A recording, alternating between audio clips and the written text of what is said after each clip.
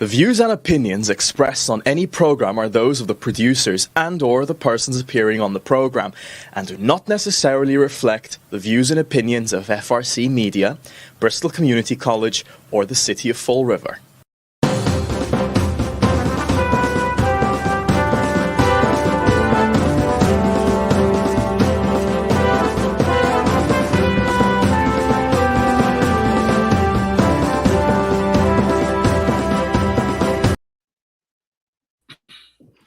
Well, hello. Welcome to Spindle City Straight Talk. I'm Chip. And I'm CJ. And it is a big Friday in the Riv. We got a big show coming up today. But let's start with Starfleet Commander COVID. Hey, that's Admiral COVID to you. Admiral, that's right. Yeah, Commander, that's right. That's right. We promoted you to Admiral. That's right. That's right. Okay. COVID counts for yesterday in Massachusetts was 488,861. Total new cases was 4,222. Total deaths is 14,056. New deaths was 43. Bristol County, yay, they came up with the numbers. 49,218. Fall River had 57 new cases, bringing us up to 11,071. We also had another fatality, bringing us up to 284 deaths due to COVID. Here we go. I mean, the numbers are getting up there. Yeah, we're in the red zone again. And we've got a big show today. So we have to do, you gave me a big stat. We're number one again. What are we number one in again, CJ? We're number one is the most dangerous city in the country. Yay! In the country? Yes. Oh, my God. We were only the most dangerous city for the last 2 years in the state. We made it the number one in the country? We are number one. I'm gonna appeal that. You're not gonna tell me that. The most dangerous cities in Massachusetts are Springfield, where the chances of being a victim of a violent crime is 1 in 109. Holyoke also made the list, coming in at 94th most dangerous city in America. And there was one South Coast city that ranked in the top 100. Do you think it was New Bedford, Fall River, or Taunton? You guessed it, Fall River. You were correct. Roughly 3 out of 4 American cities are safer than Fall River, where the violent crime rate is 8.6 per 1,000 residents. Holy moly, Batman. Well, what a surprise. Again, the city, our government doing a job, giving us domestic tranquility. I mean, we might as well, you could actually move to Portland and have a lower crime rate, or Seattle. But you know, it's a travesty. But then again, that's government, doing what they do best, nothing, and getting rich and protecting each other, like we see on the federal level. Like Cuomo, you can kill half of New York, but I guess it came home to roost. Now they're saying that he fudged the numbers. He was afraid to give out the numbers. So covering up stuff when you do things wrong as a politician seems to be the norm, which is my segue into the information that we got over the last day or so. Oh, we have been told by reliable sources, and it was confirmed. Very reliable. Very reliable. I confirmed it again with a second counselor. I spoke to him. They did, in fact, get an email from Mary Sahady with an MOU, and for you people who are not used to these negotiation kind of terms, it's Memorandum of Understanding, dated in 2017, that the school department would pay all the litigation costs that was settled by the law department and approved by the school department, which means this is the way. So let's break this down. What does this mean? We had some city councilors who I think justifiably are outraged by what's going on with the superintendent of schools and asked to see the report. And you saw the Herald News recent article that said there's a categorical refusal to share that report. So I'm not going to say this is fact. This is my opinion on this scenario, because I've been around for a long time. I've seen all the dirty shenanigans that these people come up with, and I know how they close ranks to cover. I think this MOU was sent to the council so they can tell them, shut up, you don't have any jurisdiction to ask any questions about that report, because the school department is paying any settlement. So now what's going to happen is all these lawsuits are going to go to the law department. They're going to pay them our money, taxpayer money, to settle it. They're going to get a non-disclosure agreement, and they're going to go, Fez, bye-bye, all done. Nobody can ask any questions. It's been settled, and we don't have to ever be exposed for the political corruption that we entered into. That for jobs, pay for play, should have recused themselves. And I know they're going to say, oh, the ethics committee said that they don't have to. You ready for this one, CJ? The ethics committee supposedly said that they don't have to because they're not under the direct supervision of the superintendent. I hate to tell the ethics committee, that political organization covering for other politicians. They're appointed by politicians. Everybody's under the supervision of the superintendent. Correct. That's absurd. Now, let's get back to the MOU. Now, that was sent so they can say, you don't have any reason to question that they're paying it. Well, I know that they're watching because they always do. So let me tell you something. First of all, Mary Sahady is an attorney. She says she is. And she's a CPA. And as far as I know, even though you're not practicing as an attorney, you're still bound by the canon of ethics as an attorney, and also by the ethical standards that are held to a CPA. And she's also the fiduciary with a legal responsibility to ensure our money is spent correctly. That MOU isn't worth the paper it's written on, because let me explain something to you. The school committee's budget is not the school committee's budget. It's an allocation. The school committee may have some and most of its workings to be autonomous, and to be autonomous in how they spend the money. Where do they get the money, CJ? Don't they go in front of the city council to get an allocation? Yes, they do. So, look, stop trying to defecate on our head and treat us like we're idiots. This is city money, taxpayer money. And I don't want to hear how much they get from the state, because guess what? If they get it from the state, they're not only robbing from us, they're robbing from every other city and town in the state, because it's all taxpayer money. Because the city doesn't have a red cent, and neither does the state. It's all our money. So you're going to tell me that this absolves the school committee? They don't have to talk to anybody because they're paying the bill. They're paying the bill with the money that the city council allocates to them during the budget hearings. It's not their money. It's not a budget. It is a budget, but it's a budget that they have to manage. It's not their money.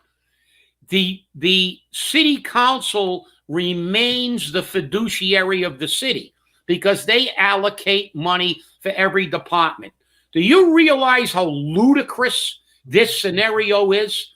That would be like saying that the fire chief or the head of DPW could engage in sexual harassment, age discrimination, and violations of the American with Disabilities Acts every day.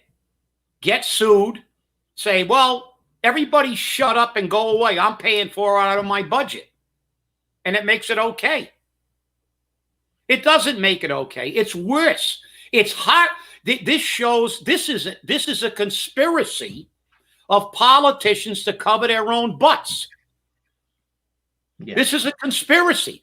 This is Mark Costa, who is a law enforcement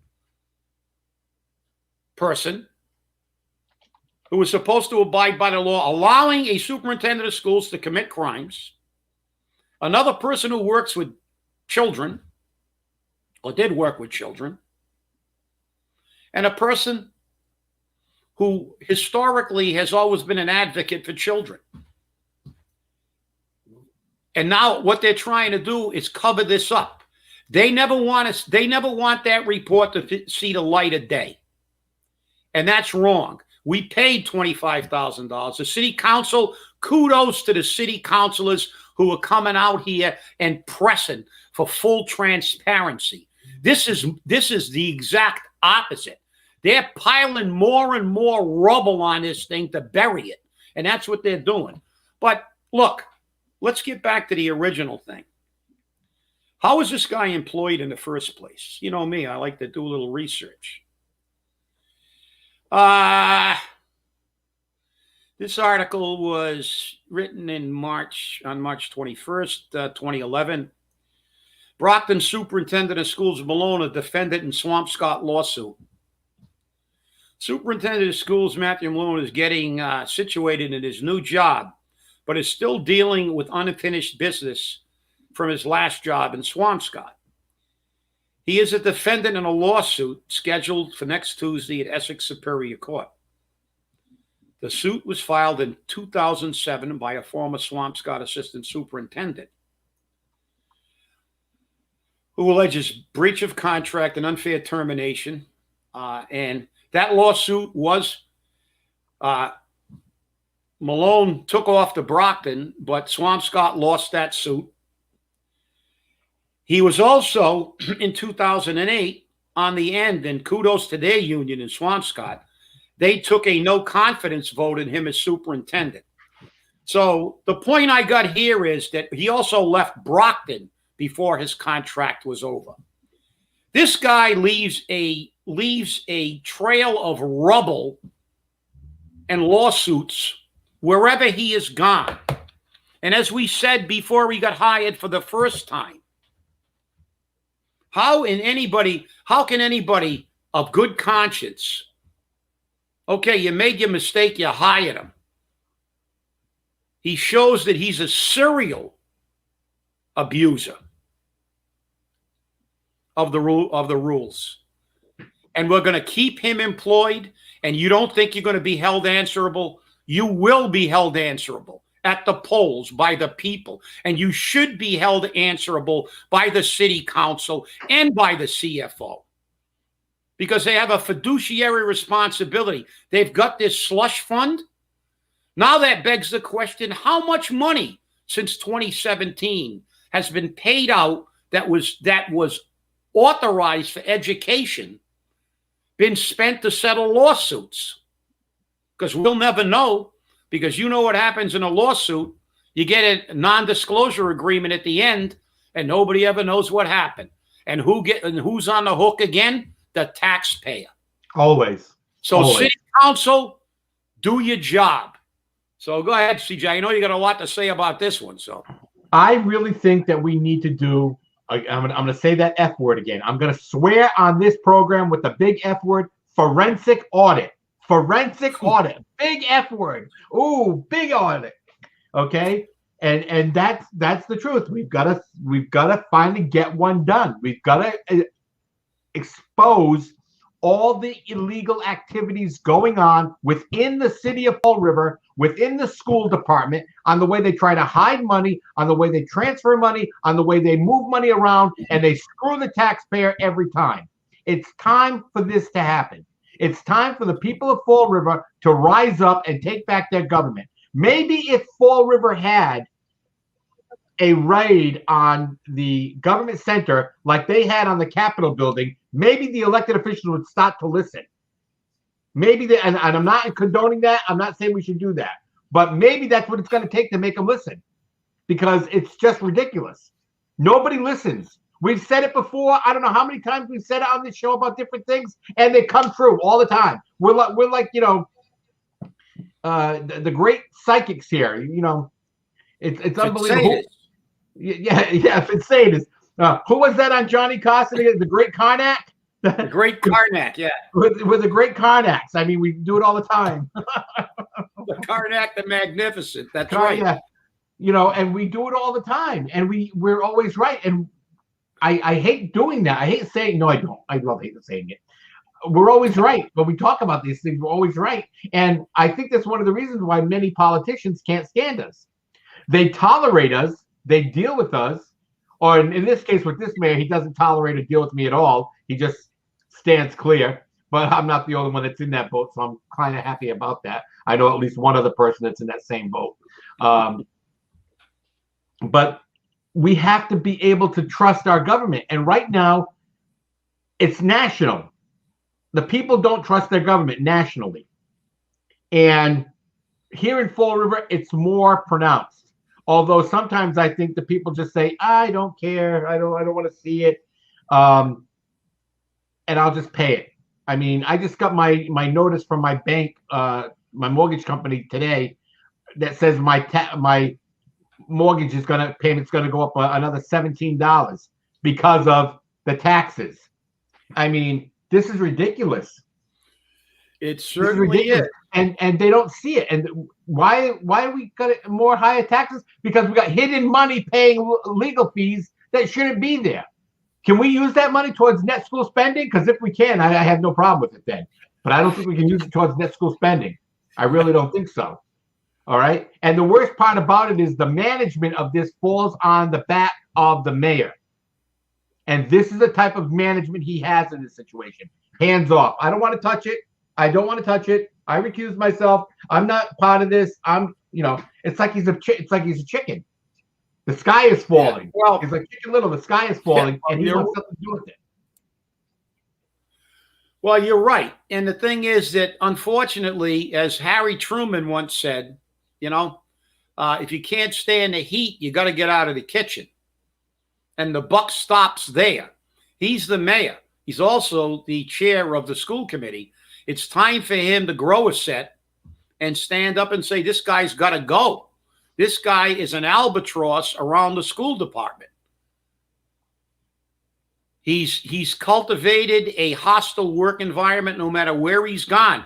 This isn't something new. This isn't a new behavior. It's inexcusable that he was hired in the first place. It's pure corruption that he remained in his position. That's right. I said corruption. Pay to play. Disprove it. That's my opinion.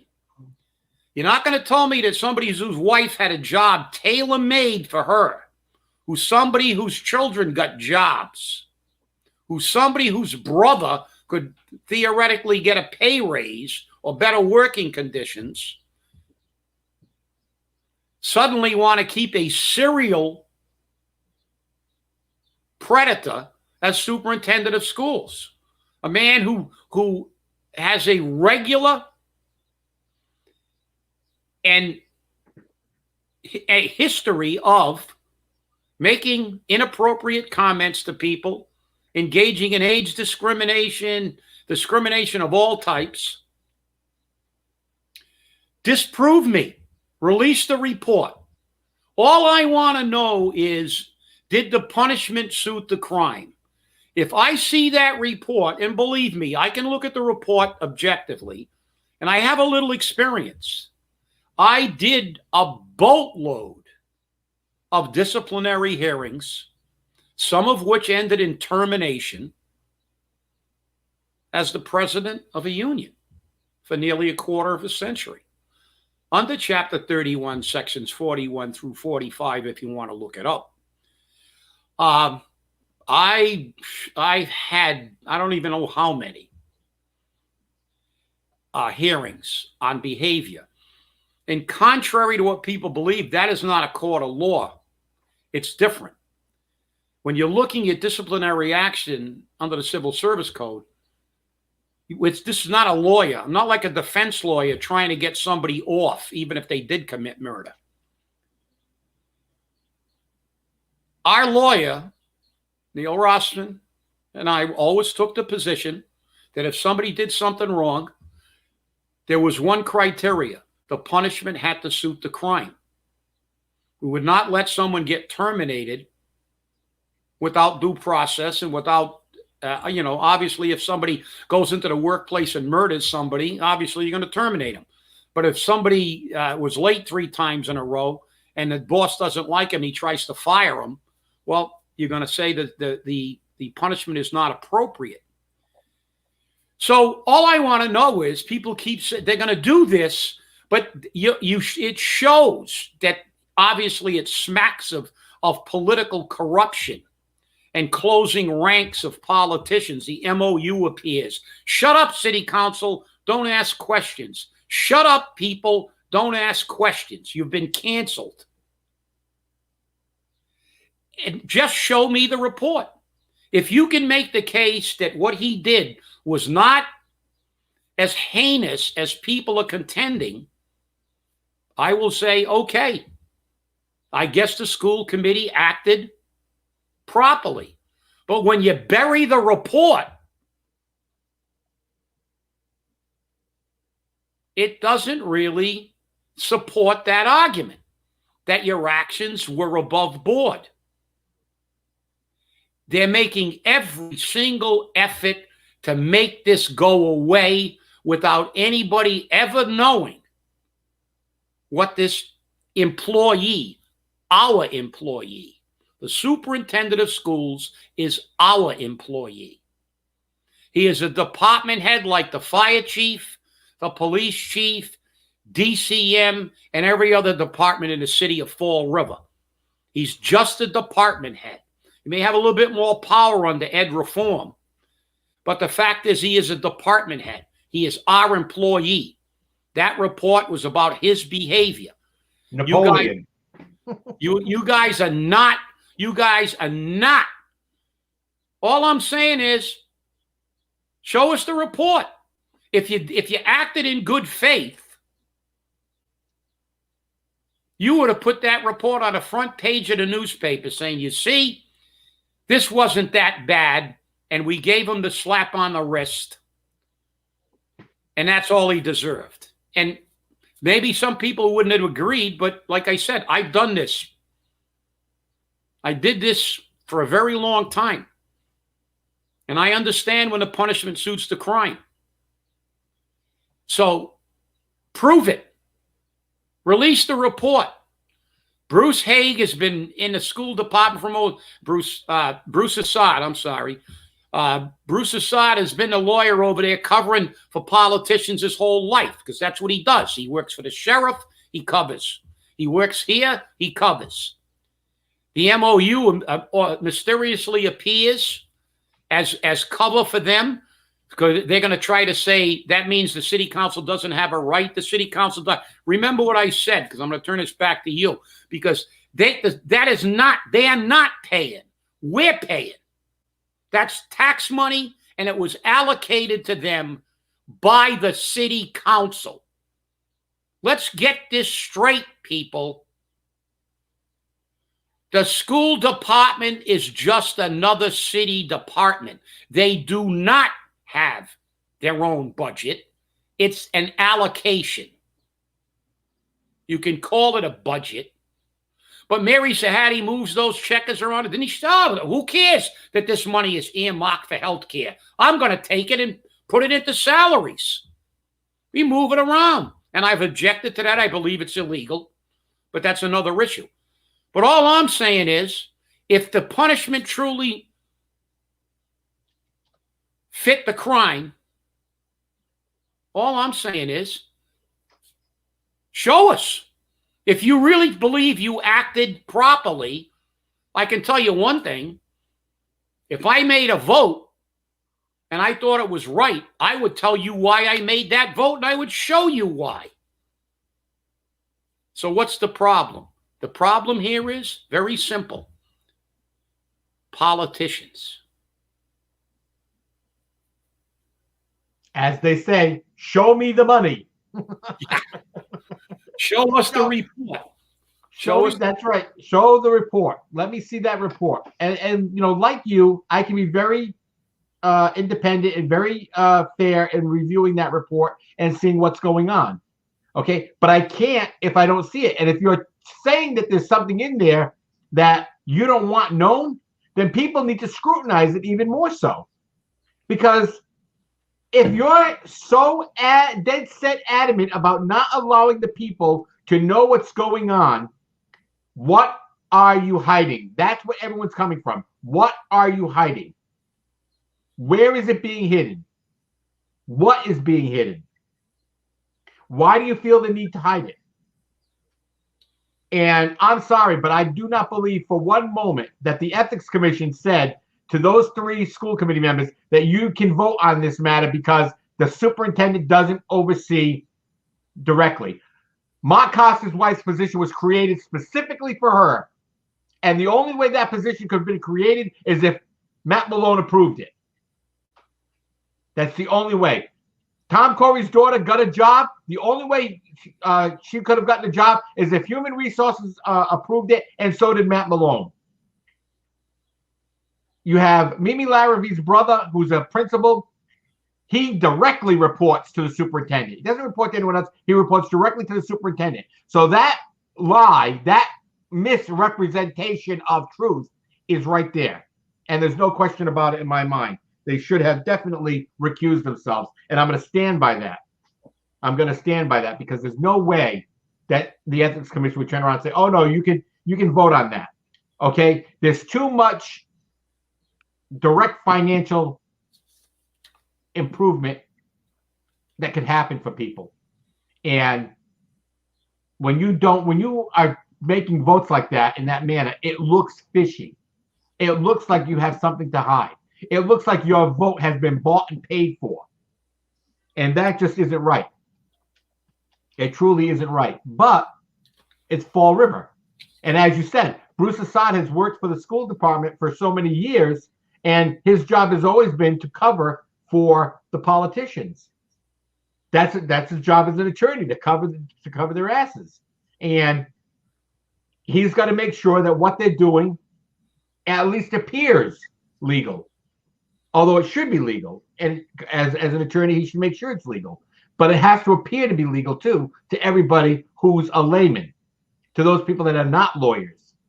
Because if they don't feel it's legal, and there are many things in the law that are legal that I don't feel should be, they're going to be harassed. They're going to be upset. And they're going to start harassing people about it. And the politicians don't need to be kept on the hook every time when they're being blocked. And they're being told, you can't have the information. I made a recommendation to a city councilor that confirmed this MOU. I said, here's what you should do. When they bring the budget before the city council and ask for approval, turn around and vote no. And when you vote no, say, the reason why I'm voting no is because we don't have any control over their legal fees. They're taking money out of the money we're approving for education to pay for legal fees. And therefore, unless I know exactly how much money is put aside for legal fees, I can't approve this budget. That makes sense to me. That makes perfect sense to me. Do that. Okay? Object to the vote on the school department budget. The school department sets their budget, but guess what? They've got to go to the city council to get it approved. They handle the checkbook. The city council handles the checkbook. Here it is. They handle it. Let's not play games anymore. The check. Okay? Check's in the mail. That's but it. You're right, CJ. Listen. Yeah, but look, this is the worst.